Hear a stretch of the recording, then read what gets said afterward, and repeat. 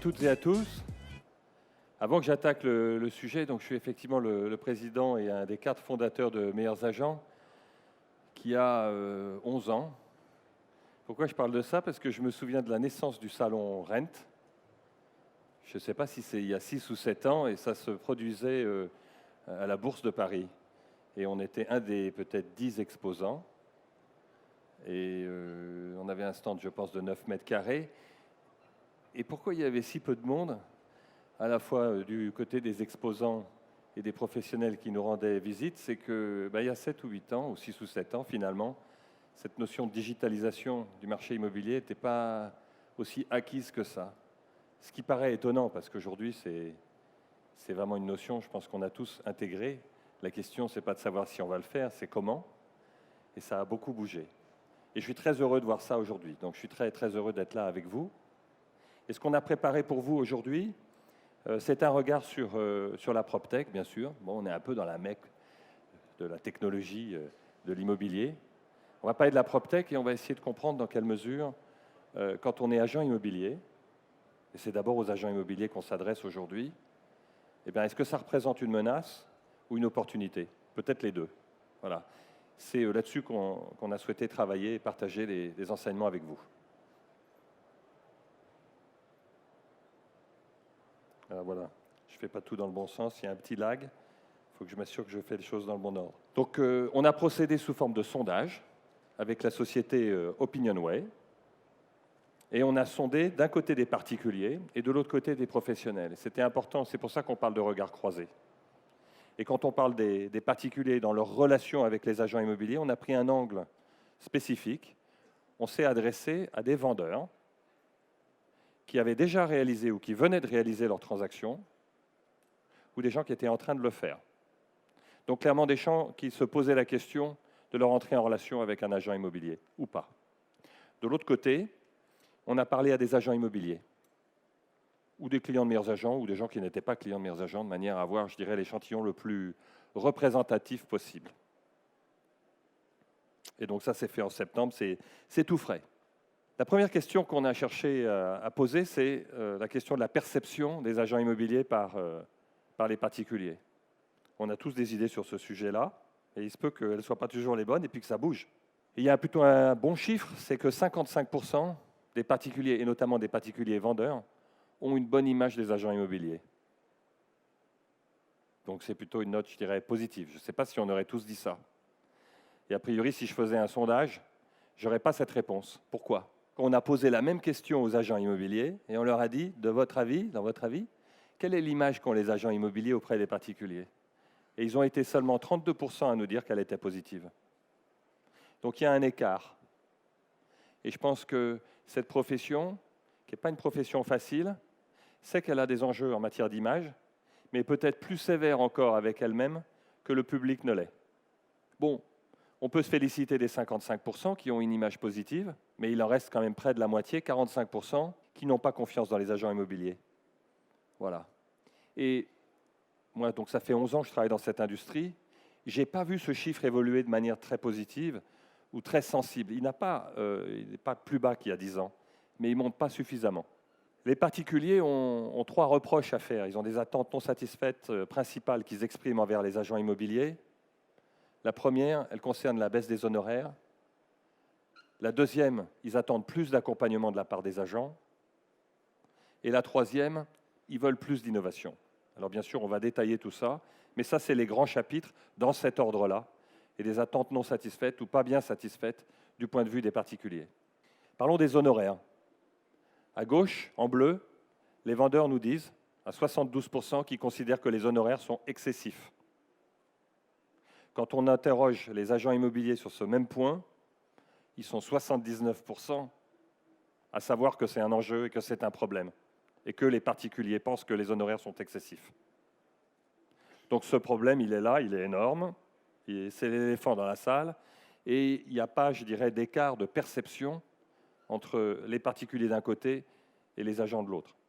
Donc on ne va pas se mettre la tête dans le sable, on ne se met pas la tête dans le sable. Je ne suis pas sûr qu'on fasse ce qu'il faut pour l'adresser. En tout cas, ce problème, c'est le problème massif qui est au milieu de la pièce. En matière d'accompagnement, Si on regarde les pourcentages qui remontent sur les 3 thèmes qu'on a repris, les particuliers, les vendeurs nous disent, voilà, moi ce que j'attends de la part d'un agent immobilier, c'est qu'il m'aide à déterminer le bon prix.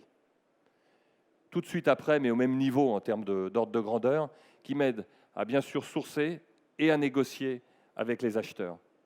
Et enfin, pour une moindre proportion, c'est sensiblement moins quand même, mais c'est présent, c'est un soutien logistique et juridique. L'organisation des visites, l'organisation de toute la dimension documentaire, les diagnostics, etc. C'est là, c'est présent. Ce qui est assez remarquable ici, c'est que quand on demande sur ces sujets-là aux agents immobiliers, de leur point de vue, quelles sont les attentes des particuliers, ils ont presque le même chiffre sur la détermination du prix, donc ils savent qu'on les attend sur la détermination du prix, pas exactement dans les mêmes proportions, mais ça arrive en premier. Je note quand même un écart très significatif sur le rôle qu'on attend d'eux en matière de sourcing et de négociation auprès des acheteurs. Il y a un vrai écart. Et ça, pour moi, ça doit interpeller. Alors que ça fait partie du cœur du métier des agents, de mon point de vue. Aussi sur le plan du soutien logistique et juridique, où là, il y a un très fort écart. Aussi. Donc je pense qu'il y a des choses à faire. La structure même de notre marché, où le mandat exclusif est minoritaire, peut expliquer certaines de ces choses-là. Mais si on ne règle pas ces questions-là, on ne peut pas faire en sorte que les particuliers soient en confiance et aient envie de plus travailler avec les agents. Ça doit être réglé. En matière d'innovation, 2 vendeurs sur 3 considèrent que les agents immobiliers ne sont pas assez innovants. Les agents immobiliers sont relativement en accord avec eux, un petit peu moins. Et j'ai presque envie de donner raison aux agents immobiliers parce que ces 11 dernières années, j'ai vu tous les efforts qui étaient faits par les agents en matière d'équipement, en matière digitale, dans plein de domaines. Et c'est un peu injuste qu'on dise aux agents immobiliers qui sont en retard, qui sont rétifs au changement, parce qu'en réalité, par rapport à plein d'autres professions, de professions libérales ou autres, de même taille, les agents immobiliers sont beaucoup plus ouverts au changement et beaucoup plus ouverts au digital. Mais les attentes sont très élevées de la part des particuliers. Très, très élevées, toujours plus élevées. C'est comme ça. Parlons de la PropTech. Et on va essayer effectivement de comprendre si c'est une menace ou une opportunité pour se rapprocher de ces fameux vendeurs qui sont à la base, je dirais, du métier d'agent immobilier. Alors la PropTech, c'est quoi? J'apprends rien à personne ici, c'est Property Technology. Bon, on a choisi un mot anglais en France pour décrire ce secteur, pourquoi pas. On s'est inspiré d'un schéma qui avait été fait par les animateurs de ILMO 2.0. On l'a un peu refait à notre sauce, mais au cœur, bon, il y a la PropTech avec des nouveaux modèles d'intermédiation, de services digitaux. C'est très large. Ça touche beaucoup de métiers, pas que celui d'agent immobilier. Et puis surtout, c'est à la croisée d'autres domaines qui peuvent être spécifiquement liés à l'immobilier, comme le Smart Real Estate, où là, on parle de villes et de bâtiments intelligents. Ça peut être la Construction Tech ou Contech, où là, on parle de mode de conception et de construction de l'immobilier. Ou alors des domaines qui ne sont pas entièrement dans l'immobilier, mais où il y a des recoupements avec l'immobilier, qui peuvent toucher à l'économie collaborative, et on parle de plus en plus de nouveaux usages de l'immobilier, comme les partages, les échanges de biens et de services immobiliers, c'est très, très en vogue, et il se peut que demain, ça modifie profondément la manière de laquelle on vit sous un toit. Et enfin, la FinTech pour Financial Technology, où on sait qu'il y a des nouveaux modes de financement et d'investissement qui touchent à l'immobilier. Donc c'est vraiment très large, et c'est en construction finalement cette notion de Property Technology. Et alors que ce secteur, je dirais, très important se développe, ce qu'on constate, c'est l'innovation. Et une manière de mesurer, c'est le nombre de startups qui sont créées. On en dénombre plus de 6 000 dans le monde, et avec des montants ces 5 dernières années qui ont été multipliés par 50. Ce sont de l'ordre de 20 milliards de dollars qui ont été levés. Ce sont des sommes absolument considérables. Et cette industrie de l'immobilier, liée, qui était soi-disant rétive, imperméable à l'innovation et au digital, elle se réveille ou elle se met au digital peut-être un peu tard, mais elle s'y met très fort. Et de mon point de vue, ça n'est que le début. Et la France n'est pas en reste, avec 400 startups de la PropTech qui sont créées ces 3 dernières années. Et bon, voilà, 62 levées de fonds en 2018, près de 200 millions d'euros. C'est des montants qui sont qui ne sont pas nuls, et ils vont faire que monter. Je sais qu'en 2019, déjà, je n'ai pas pris les derniers chiffres, mais ils seront plus importants que l'année dernière. Alors, voilà pour la PropTech. Menace ou opportunité? Ça fait 3 fois que je pose la question, je vais finir par répondre. On va parler d'abord de ce qu'on imagine pouvant être des menaces pour les agents immobiliers. Et dans ce grand univers de la PropTech qu'on vient de présenter, il y a 2 axes qu'on a voulu prendre. Le premier d'entre eux, c'est celui des agences immobilières hybrides, low cost. Je ne parle pas ici des mandataires qui sont connus, qui existent dans le marché immobilier français depuis 10-15 ans. Je parle de ces agents immobiliers qui utilisent Internet à fond et qui proposent, pour un certain nombre d'entre eux, des commissions de type forfaitaire. On connaît Pepperbricks en Grande-Bretagne, et ils sont rentrés dans un certain nombre de pays. En France, on a des acteurs émergents comme Propriu ou quelques-uns dont le nom m'échappe maintenant. Voilà, ils sont là. Est-ce qu'ils sont identifiés par les vendeurs? Oui, 40% d'entre eux savent qu'ils existent. Ce n'est pas une majorité, mais ce n'est pas nul. Ça veut dire que ça existe déjà dans la tête des particuliers. Et surtout, quand on leur demande est-ce qu'il pourrait y avoir recours, là, ils nous répondent très clairement oui. 83% pourraient y avoir recours. Donc ça, c'est massif. La perception du point de vue des agents, c'est oui, pour 2 agents sur 3, ça peut être une menace. Et je pense que c'est clairement une menace. Si on ne réagit pas, c'est une menace. Ces gens-là, s'ils délivrent un vrai service, si c'est rentable, ça, ce n'est pas encore prouvé, parce que Pepperbricks connaît quelques difficultés, ils prendront des parts de marché. Voilà pour les agences hybrides low cost. Le deuxième acteur de la PropTech sur lequel on a voulu faire un éclairage particulier, c'est celui des iBuyers. Alors encore, pardon pour tous ces mots en anglais.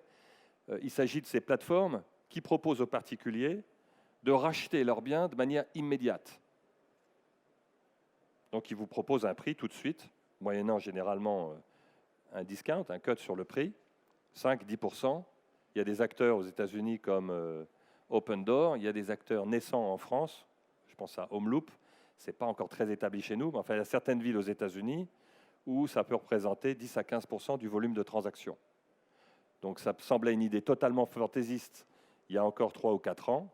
Aujourd'hui, en tout cas dans certains marchés, c'est en train d'exister. Pour les particuliers en France aujourd'hui, la notoriété est faible. Moins d'un quart des particuliers savent de quoi on parle. Et à la différence des acteurs précédents, quand on leur en parle, ils nous disent bon, pas sûr d'y aller. Je pense qu'ils ont des questions sur les conditions financières. Moi, je veux bien vendre, mais je ne veux pas laisser d'argent sur la table. Donc la confiance n'est pas encore là. En revanche, du point de vue des agents immobiliers, c'est clairement aussi identifié comme une menace, peut-être pas à aussi court terme que les précédents, mais c'est bien là dans le paysage. Et je pense que les agents immobiliers ont raison d'observer ce phénomène. Il ne prendra peut-être pas tout le marché, mais il va exister.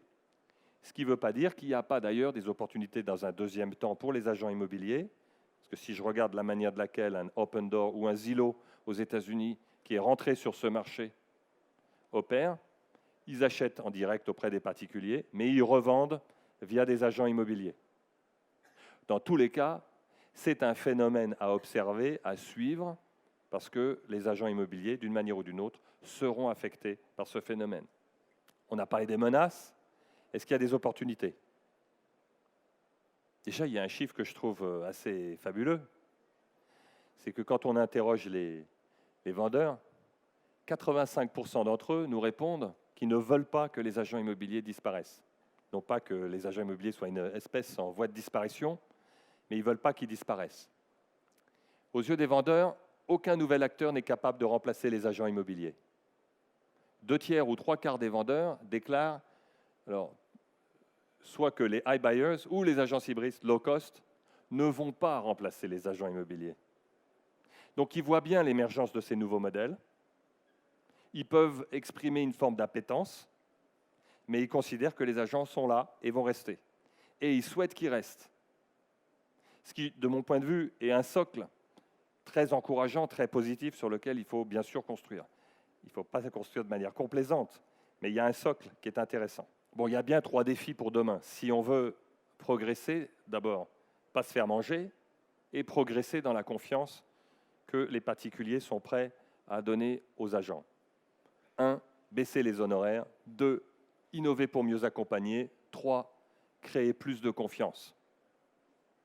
Si on écoute le sondage, c'est ça qu'il faut faire. Est-ce que vous voulez le faire? Je ne sais pas. Est-ce que c'est ça qu'il faut faire? Je le crois. Alors les honoraires. Ça peut être un sujet qui fâche. En tout cas, 88%, et c'est le taux le plus élevé qu'on a dans tout le sondage, des particuliers souhaitent une baisse. Tout à l'heure, j'avais un chiffre, c'était 72%, considèrent qu'ils sont excessifs. Là, c'est une autre question, c'est est-ce qu'ils veulent une baisse ou pas? 88% veulent une baisse. Bon, on veut toujours une baisse, on voudrait être rasé gratis. À la limite, on n'est pas surpris. Mais quand même, le chiffre est très fort, il faut l'entendre. Il y a un autre chiffre derrière ce chiffre, c'est que quand on interroge les particuliers qui ont vendu sans agent, les 2 tiers d'entre eux nous disent, si les commissions, si les honoraires avaient été plus faibles, j'aurais pu confier ma vente à un agent. Ça aussi, ça ne doit pas nous laisser indifférents. Alors vous allez me dire, effectivement, si c'est pour faire une commission fixe à 500 €, oui, c'est peut-être plus intéressant que ça. Parce que quand on demande précisément aux vendeurs ce qu'ils attendraient en matière d'honoraires, ils nous répondent en moyenne qu'ils souhaiteraient une baisse des honoraires de l'ordre d'un quart, de 26%. Si on demande aux agents immobiliers s'ils sont prêts à consentir une baisse, ils nous répondent 18%. Ce n'est pas le même chiffre. Mais si on avance, Delphine, ouais. La question qu'on se pose, est-ce qu'un compromis est possible? Est-ce qu'on peut se retrouver pas loin du milieu? En tout cas, moi, je ne vois pas un océan entre les attentes des particuliers et ce que les agents immobiliers, peut-être avec des conditions, sont prêts à consentir. Alors les agents immobiliers, si on leur pose la question, est-ce que vous seriez prêts à le faire? Ils nous répondent aux 2 tiers, oui, je suis prêt à le faire, à une condition que le marché soit plus fluide. Sous-entendu, que je puisse faire plus de transactions, que ça aille plus vite, qu'on me mette moins de bâtons dans les roues. OK. Je comprends. Ça, je ne sais pas si on va savoir le faire comme ça. Mais bon, en tout cas, il semble qu'il y ait une ouverture. Il y a une attente d'innovation. Les particuliers veulent plus d'innovation. Ils nous disent, pour ce qui est des vendeurs, les 3 quarts d'entre eux souhaitent plus d'outils digitaux pour suivre la vente. Et ça, vous le savez. Je pense que vous le savez. Et si vous ne le savez pas, il faut l'entendre parce que le message est très fort. Et il nous parle spécifiquement d'outils de sélection d'agences, il nous parle d'outils d'aide à la vente, d'outils de valorisation, de mise en valeur du bien, de visites virtuelles, de plans 3D. Ils veulent de tout ça. En tout cas, c'est ce qu'ils nous disent. Et puis, quand ceux qui sont engagés dans un processus de vente, ils veulent des outils de suivi de la vente. Ils veulent être tenus au courant. Ils se plaignent très généralement d'un défaut d'information. Et ils pensent que les outils digitaux sont des réponses, peuvent apporter des réponses. Troisième enjeu, la confiance. Là aussi, un chiffre très fort, 83% des vendeurs veulent plus de transparence. Je dis ça, et quand on a créé Meilleurs Agents en 2008, c'était vraiment pour répondre à cette attente dont on a considéré qu'elle était très forte et pas correctement satisfaite. Non pas que le marché soit opaque par construction parce qu'on le souhaite, il est comme ça parce que c'est un marché compliqué qui crée du coup pour chaque particulier un niveau de stress, d'inquiétude dans le cadre d'une transaction qui est très élevé. Il attend du marché et des professionnels en particulier que ce stress-là diminue. Et pour diminuer ce stress, il veut de l'information, il veut de la bonne information pour prendre de la bonne décision. Il veut être traité en adulte. C'est ça qu'il y a derrière le mot transparence. Et aujourd'hui, ils nous l'ont confirmé, les outils pour gagner la confiance des particuliers existent. Ça s'appelle des avis clients, ça s'appelle l'affichage des biens vendus qui permettent à un client de choisir une agence en fonction de ce qu'elle a véritablement fait, et des informations claires sur les prix qui le rassurent par rapport au fait qu'il ne fait pas de bêtises et qu'il est dans la plaque, que personne n'est en train de chercher à l'avoir. Donc les solutions digitales existent pour répondre à ce très fort appétit de transparence. En conclusion, on a vu qu'il y avait des menaces, on a vu qu'il y avait des opportunités, on a vu qu'il y avait peut-être un terrain détente quelque part, il y avait des attentes non satisfaites. Je pense, quand on a, analysé cette étude, qu'il y a une véritable opportunité à saisir. Et je le dis bien, enfin, je n'ai pas de démarche commerciale quand je vous dis ça. Je le pense vraiment très sincèrement. Nous, quand on a créé l'entreprise en 2008, beaucoup de gens nous ont dit, vous savez, Internet arrive, les agents immobiliers vont disparaître.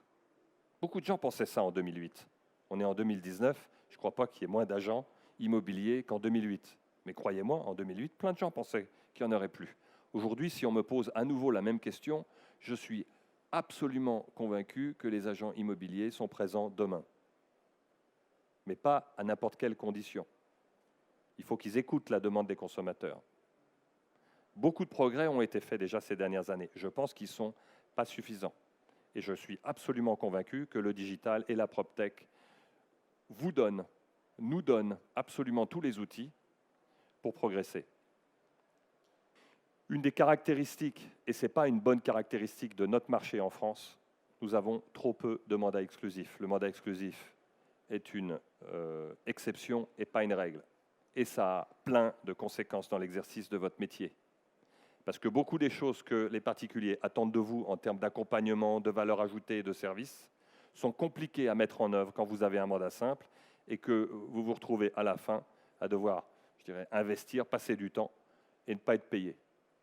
Sur ce sujet, d'ailleurs, je pense que la loi Hoguet, il serait bien de la faire évoluer parce que je pense qu'elle vous enferme plus qu'elle ne vous aide. Et donc, on a un sujet majeur ici. Deuxième sujet, vos coûts, et notamment vos coûts de prospection et de coûts de prospection pour attirer des vendeurs.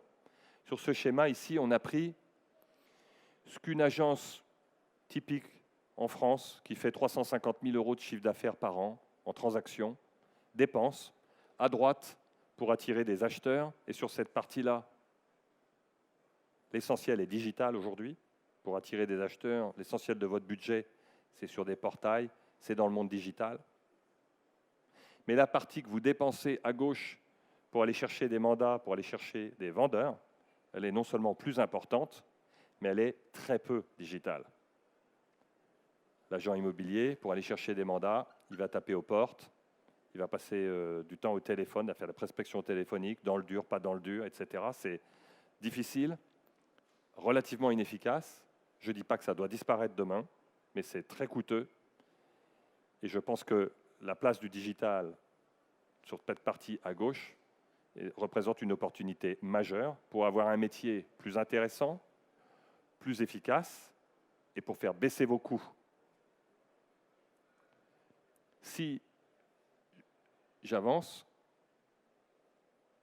je pense, quand je mets tout ça ensemble, qu'il y a une vraie opportunité pour gagner des parts de marché sur les ventes entre particuliers. À gauche, 63% des transactions, c'est la part de marché des agents immobiliers dans la transaction en France. C'est ce qui est ressorti dans notre dernier sondage. Les derniers chiffres du ministère du Logement sont de cet ordre-là. Ça se balade entre 63 et 70% selon qu'on agrège les agents immobiliers avec les transactions réalisées par les notaires. Disons qu'il y a un petit tiers qui est fait en PAP, en direct, ce qui est beaucoup trop d'ailleurs. Ça ne va pas. Mais je pense que si on fait plus en matière de prospection digitale, et du coup, on libère du temps pour faire d'autres choses à plus forte valeur ajoutée et on baisse ses coûts. Si on est plus transparent sur sa transparence, sur sa performance, et en matière de prix et de marché, et du coup, on crée plus de confiance, et que, ayant baissé ses coûts, on peut baisser ses honoraires, pas dans des proportions, je dirais, drastiques, mais pour se rapprocher des particuliers, notamment ceux qui nous ont dit qu'ils avaient préféré vendre seuls parce qu'ils pensaient que c'était trop cher, on peut aller chercher de la part de marché. Et on a ajouté à 63% les 20% dont on a entendu qu'ils avaient vendu en PAP, mais si les commissions avaient été plus faibles, ils auraient pu confier leur vente à un agent immobilier. Donc, le message pour moi, c'est un message, je dirais, que je veux très positif. Maintenant, je sais à quel point c'est pas simple, parce que les particuliers ne sont pas faciles avec les pros. La structure du marché, la réglementation ne facilite pas la vie des agents immobiliers. J'ai beaucoup de sympathie pour le métier d'agent immobilier et les efforts qui sont faits ces dernières années, et je sais que c'est compliqué d'embarquer tout ça. Néanmoins, je suis vraiment très confiant sur le fait que je dirais, il y a une envie qui a été exprimée derrière ce sondage de la part des particuliers, de travailler avec vous, de travailler avec les agents. Ils nous ont exprimé un certain nombre de directions dans lesquelles ils souhaitent que les agents aillent pour aller travailler de manière plus efficace et en étant plus nombreux avec eux. Et je pense qu'il y a un vrai point de rencontre pour aller gagner de la part de marché à l'avenir. Voilà. Je vous remercie pour votre attention.